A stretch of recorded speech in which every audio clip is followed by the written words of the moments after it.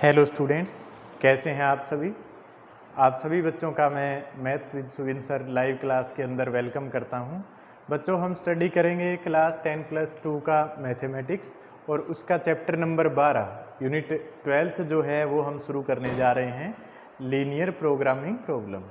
तो देखिए बच्चों, इसके अंदर ये जो चैप्टर है वो आपने +1 में जो चैप्टर पढ़ा था इनइक्वालिटी के बारे में, उससे संबंधित है, उसी का थोड़ा सा इम्प्रूव्ड वर्जन है। तो सबसे पहले इस चैप्टर को शुरू करने से पहले आपको डिफरेंस पता होना चाहिए between equation and inequality. Equation and inequality दोनों ही चीज़ें बच्चों आप पढ़ चुके हैं पहले। 2 वेरिएबल के अंदर, 1 वेरिएबल के अंदर, 3 वेरिएबल के अंदर अलग अलग इक्वेशंस होती हैं, इनइक्वालिटी होती हैं। तो इन दोनों चीज़ों की पहचान बड़ी सिंपल सी है। जहाँ पर भी हमें इक्वल टू का सिंबल दिखाई दे वो चीज़ हमारी एज इक्वेशन लिखी जाती है, और जहाँ पर भी इनइक्वल यानी आपको ग्रेटर देन का या लेस देन का सिंबल दिखाई दे तो वो आपकी क्या होती है, इनइक्वालिटी होती है। देखिए बच्चों, जैसे हम लिखते हैं कोई भी इक्वेशन 3x + 4y = 10, तो इसको आप क्या बोलेंगे, इक्वेशन। और यही सिंबल यदि आपने यूज़ कर लिया 3x + 4y > 10 या > 10, तो इस चीज़ को आप बच्चों क्या बोलेंगे, इनइक्वालिटी। ठीक है। तो अब यहाँ पर आपने +1 क्लास के अंदर इनइक्वालिटी के बारे में आपने एक पूरा चैप्टर किया है, तो उसी से संबंधित हमें कुछ प्रोग्रामिंग करनी है बच्चों। यहाँ पर क्या दिया हुआ होगा, आपको कोई भी एक फंक्शन दे रखा है, उसको ऑप्टिमाइज करना है। ऑप्टिमाइज का मतलब क्या होता है, ऑप्टिमाइज मीन्स आपको उसकी मैक्सिमम या फिर मिनिमम, मैक्सिमम भी हो सकता है और मिनिमम भी, कोई भी आपको फंक्शन दिया हुआ है उसको ऑप्टिमाइज करने का मतलब उसकी मैक्सिमम या फिर उसकी मिनिमम वैल्यू आपको फाइंड आउट करनी है। ठीक है बच्चों। तो यहाँ पर कई सारे केसेस आपके पास दिए जाएंगे, डाइट प्रॉब्लम होगी, ट्रांसफॉर्मेशन से संबंधित प्रॉब्लम्स होगी, तो उनको आपने ऑप्टिमाइज करना है, यानी किसी में आपको मैक्सिमम वैल्यू निकालनी होगी, किसी में मिनिमम। जैसे प्रॉफिट का जिक्र हो तो हमें वहाँ पर मैक्सिमाइज करना होता है, कहीं पर लॉस का आए, एक्सपेंडिचर कोई खर्चे का जिक्र आए तो वहाँ पर हमें मिनिमाइज करना होता है। तो कुल मिलाकर के किसी भी फंक्शन को ऑप्टिमाइज कैसे करें, ठीक है, तो ये चीज़ें हमें सोल्व करनी सीखनी है। इसके लिए बच्चों सबसे पहले आपको जो ग्राफ की नोटबुक आती है आपके पास, ग्राफ पेपर आपको चाहिएगा, उसके ऊपर ये पूरा चैप्टर आपका सोल्व होगा। देखिए बच्चों, पहली एक्सरसाइज हम शुरू कर रहे हैं, एक्सरसाइज 12.1। 12.1 के अंदर पहला जो सम है वो आपको दे रखा है एनसीईआरटी के मैथ के अंदर, मैक्सिमाइज जेड। जेड क्या है, कोई भी आपका फंक्शन, मैक्सिमाइज जेड। जेड आपका फंक्शन है जिसके अंदर 2 वेरिएबल शामिल हैं, x और y। फंक्शन क्या दे रखे है, z = 3x + 4y, और subject to concentrate. Subject to concentrate ये क्या होते हैं बच्चों, ये कुछ बाउंडेशंस होती हैं, अभी एक्सप्लेन कर देता हूँ मैं। क्या दे रखे है सब्जेक्ट टू कंसंट्रेट, पहला दे रखे है आपको x + y <= 4, ठीक है, और दूसरा दिया हुआ है x > 0 एंड y = <0। ये तीन आपके क्या हैं, सब्जेक्ट टू कंसंट्रेशन। यानी इन बातों को पूरा करते हुए, इन कंडीशंस को पूरा करते हुए और इस फंक्शन की मैक्सिमम वैल्यू आप फाइंड कीजिए। ठीक है, साधारण भाषा में समझते हैं बच्चों। देखिए, किसी को मान लीजिए कोई भी शॉपकीपर है, उसको कुछ टेबल और चेयर खरीदनी है, ठीक है, तो वहाँ पर जैसे सब्जेक्ट टू कंसंट्रेट दे दिए। देखिए x और y जो है वो किसको रिप्रेजेंट करेंगे, 2 वेरिएबल, यानी कितनी टेबल खरीदनी है और कितनी चेयर खरीदनी है, वो चीज़ें क्या है, वेरिएबल है, हमें पता नहीं है कितनी खरीदनी है। तो x और y है, ये टेबल होगी और ये चेयर होगी, ठीक है। अब वहाँ पर देखिए खरीदनी है, उसके ऊपर उसको प्रॉफिट करना है, ठीक है, खरीद के बेचेगा, प्रॉफिट करना है, तो मैक्सिमम प्रॉफिट कितना हो। अब देखिए सब्जेक्ट टू कंसंट्रेट क्या चीज़ है, कुछ कंडीशन दे दी। क्या कंडीशन दे दी? जैसे मान लीजिए उसके पास कुल 50,000 रुपये है, ठीक है, कुल जो अमाउंट है वो 50,000 रुपये उसको खर्च करनी है टेबल और चेयर पर, तो उनका खर्चा जो है वो 50,000 रहेगा। दूसरी बात, उसके पास रखने के लिए केवल 60 कोई भी जो ऑब्जेक्ट है वो रख सकता है, तो वो 60 चाहे सारी की सारी चेयर हो, चाहे सारी टेबल हो, चाहे 40 टेबल 20 चेयर हो, 15 टेबल हो, बाकी की 45 चेयर हो, यानी अलग अलग कंडीशंस होगी, ठीक है। तो ये सब्जेक्ट टू कंसंट्रेट हो गया आपके पास कि अमाउंट जो खर्च कर सकता है वो 50,000 है, 50,000 से ज़्यादा नहीं लगा सकता। और दूसरी कंडीशन होगी ऑब्जेक्ट उसको कुल मिला करके 60 ही खरीदने हैं, ठीक है। तो ये चीज़ें, ये जो बाउंडेशन है, जो लिमिटेशन है, वो क्या कहलाती है? सब्जेक्ट टू कंसंट्रेट, यानी इससे ज़्यादा वो काम नहीं कर सकता, ठीक है। तो अब देखिए इस इक्वेशन को हम सोल्व करते हैं। देखिए फंक्शन क्या दे रखा है, मैक्सिमाइज कीजिए इस फंक्शन को इन बातों को ध्यान में रखते हुए, सब्जेक्ट टू कंसंट्रेशन, इन चीज़ों का ध्यान रखते हुए, यानी ये जो कंडीशन दे रखी है वो फुलफिल होनी चाहिए। जैसे टेबल और चेयर के केस में एक और देखें, x is greater than equal to 0, यानी नंबर ऑफ टेबल है वो या तो 0 है या मोर देन 0, यानी ये टेबल खरीदेगा तो वो एक नेगेटिव नहीं हो सकता, 0 से कम नहीं हो सकता। इसी प्रकार चेयर है वो भी इक्वल टू ग्रेटर देन 0, ठीक है। तो ये चीज़ें हैं जिनको ध्यान में रखते हुए और इस फंक्शन को मैक्सिमाइज आपने करना है यूजिंग ग्राफिकल मेथड, ठीक है, ग्राफिकली। तो ग्राफिकली कैसे सोल्व करते हैं बच्चों इसको? देखिए सबसे पहले हम ग्राफ डिज़ाइन करते हैं जो भी सब्जेक्ट टू कंसंट्रेट दिए होते हैं उनके लिए। पहली कंडीशन क्या है? तो देखिए यहाँ पर सबसे पहले आपको क्या करना होता है, assume inequality as an equation. जो भी आपको इनइक्वालिटी दे रखी है उन सभी को हम क्या कर लेते हैं, शुरू में इक्वेशन मान लेते हैं। इक्वेशन का ग्राफ बनाना आपको आता है, तो assume inequality as an equation. Inequality पहली क्या थी बच्चों, x plus y less than equal to 4 था, हमने उसको इक्वेशन कंसीडर कर लिया। अब इक्वेशन के लिए आपने ग्राफ बनाना है, कैसे बनाएंगे? एक छोटा टेबल बना लीजिए 6 बॉक्सेस का, ऊपर x और नीचे y हमने ले लिया, ठीक है, सेकंड रो के अंदर। अब एक की वैल्यू रखते हैं, उसके कोरस्पॉन्डिंग दूसरे की वैल्यू आएगी। Put x is equal to 0, x को जब मैं 0 रखूंगा तो y बच्चों क्या आएगा, 4, x मैंने 0 रखा तो y 4 आया। दूसरा पॉइंट, अब क्या करते हैं, y को 0 पुट कर लेते हैं, तो x बच्चों आपके पास क्या आएगा, y को 0 पुट करेंगे तो x आपके पास 4 आ जाएगा। तो y को हमने 0 रखा तो x की वैल्यू 4 आ गई, ठीक है। एक स्ट्रेट लाइन के लिए एक इक्वेशन थी, हम ड्रा कर सकते हैं। दूसरी कंडीशन, x की value greater than equal to 0 और y की वैल्यू, तो x इक्वल टू 0 मानेंगे और y इक्वल टू 0 मानेंगे, इनके लिए भी। अब ग्राफ डिज़ाइन कर लेते हैं। ग्राफ पेपर के ऊपर आपको ये काम करना है with the help of pencil and scale, ठीक है। यहाँ पर आपके पास पॉइंट होते हैं 1-1 सेंटीमीटर के डिस्टेंस पर, 3, 4, 5।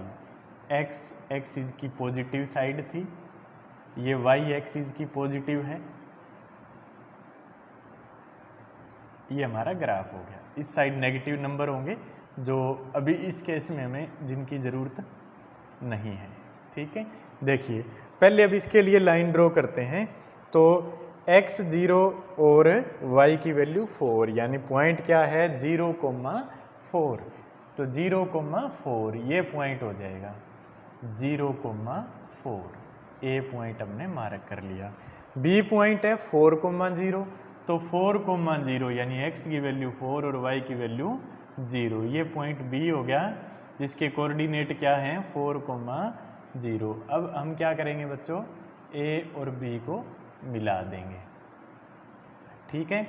उसके बाद x की वैल्यू ग्रेटर देन 0, x की वैल्यू ग्रेटर देन 0, यानी ये जो लाइन है, ये जो लाइन है x एक्सिस है, उसके ऊपर क्या है, x की वैल्यू ग्रेटर देन 0 है, ठीक है।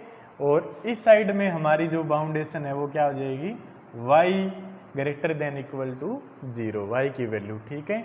तो ये हमारा क्या आ गया, फीजिबल रीजन। ठीक है, क्या बोलते हैं इसको? Feasible region. हमारा जो बाउंडेड रीजन है फिजिबल रीजन। ठीक है, घिरा हुआ क्षेत्र। ठीक है, जो एरिया हमारा कवर हुआ है। अब एक बार थोड़ा सा जो +1 में आपने अच्छे से सीखा है, ये जो लाइन थी, ठीक है, इसके लिए आपने ट्रू और फॉल्स चेक किया था कि जो शेडिड रीजन है वो कहाँ पर होगा। ये जो लाइन है उसके नीचे वाली साइड होगा या ऊपर वाली साइड होगा। ठीक है, तो बच्चों आपको ध्यान होगा कि जो सॉल्यूशन रीजन है उसकी दो कंडीशन आती हैं, एक तो टुवार्ड्स द ओरिजिन, ओरिजिन की तरफ, और दूसरी कंडीशन आती है आपके pass away from the origin, origin के दूसरी ओर। ठीक है, ओरिजिन से दूसरी साइड में। तो अब यहाँ पर देखिए बच्चों क्या करेंगे, यहाँ ट्रू और फॉल्स चेक करते हैं इनइक्वालिटी के अंदर। ट्रू फॉल्स आपने चेक किया था।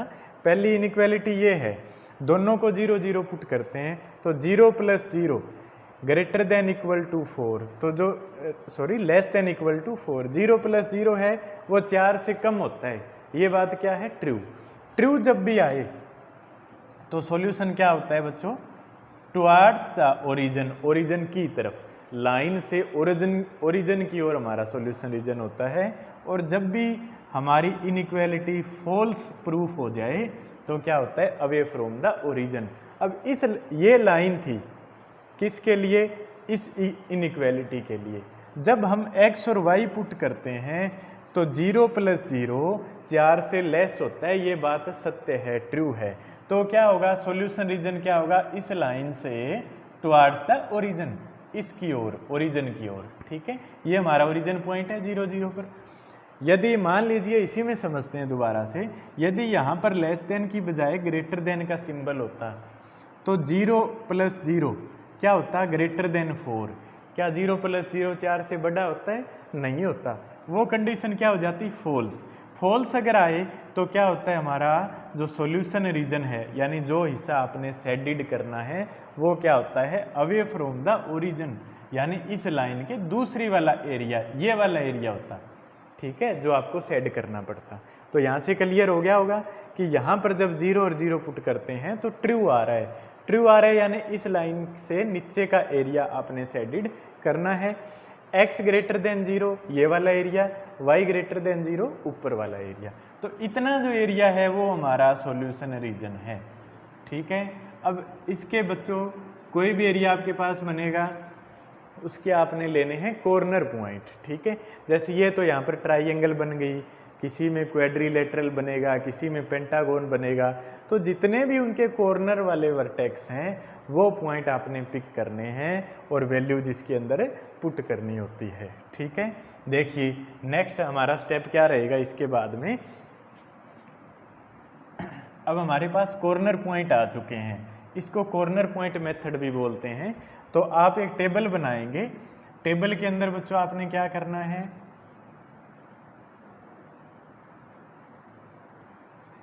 दो कॉलम रहेंगे इसमें, एक तो होगा कॉर्नर पॉइंट और दूसरा रहेगा z, हमारा जो फंक्शन है z = 3x + 4y। ठीक है, अब पहला कॉर्नर पॉइंट देखिए, जो ओरिजिन है उसको तो हमेशा o ही लिख लेते हैं हम, और उसके कोऑर्डिनेट क्या है? 0, 0। ठीक है, देखिए बच्चों कॉर्नर पॉइंट हमने लिया पहला o, 0, 0, यानी x भी 0 और y भी 0। तो z की वैल्यू कितनी आएगी बच्चों? इसको भी 0 रखिए प्लस इसको भी 0 रखिए, 0 आ गई। दूसरा पॉइंट हमारे पास क्या था?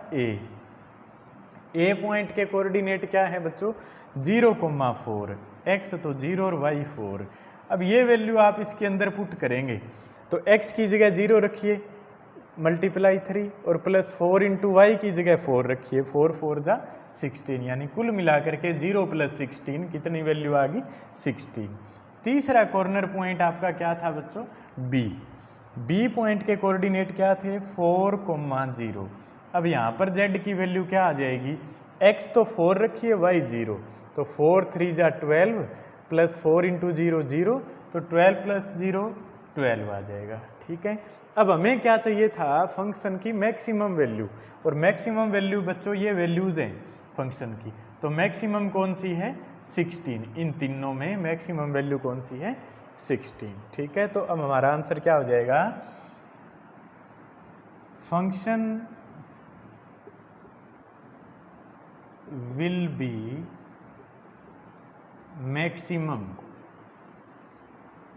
एट पॉइंट, कौन से पॉइंट पर, function will be maximum at point 0,4,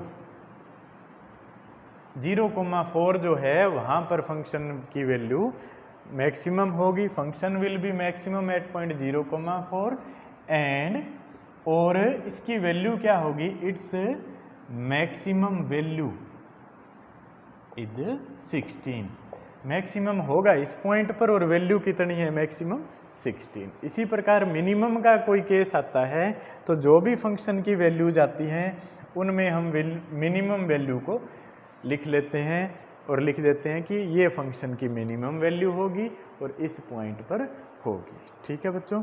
तो ये आपका नया चैप्टर है linear programming problems, class 12th का आपका चैप्टर नंबर 12 है NCERT के मैथ्स के अंदर। तो 12.1 एक्सरसाइज, अच्छा अपना बड़ा रजिस्टर नोटबुक लगा लें, उसके अंदर नोट करें, और इसकी 3 देखिए 12.1 जो एक्सरसाइज है इसमें 10 प्रॉब्लम है, तो आज के लिए मैं थोड़ा ही होमवर्क दूंगा आपको।